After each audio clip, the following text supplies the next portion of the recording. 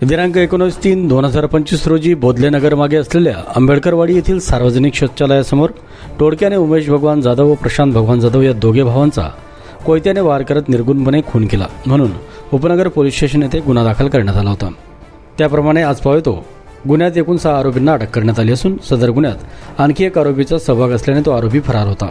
सदर गंभीर स्वरूपाच्या गुन्ह्यात आरोपी निष्पन्न झाल्याने संदीप कर्णिक पोलीस आयुक्त, प्रशांत बच्चाव पोलीस उपायुक्त, संदीप मिटके सहाय्यक पोलीस आयुक्त यांनी गुंडाविरोधी पथक यांना फरार आरोपीचा शोध घेऊन तात्काळ अटक करण्याबाबत आदेशित केले होते। त्या अनुषंगाने गुंडाविरोधी पथकाचे पोलीस अंमलदार अक्षय गांगुर्डे यांना गुप्त बातमीदारामार्फत माहिती मिळाली की सदर आरोपी मंगेश रोकडे सध्या ठाणे येथे आपले अस्तित्व लपवून वास्तव्य करत आहे।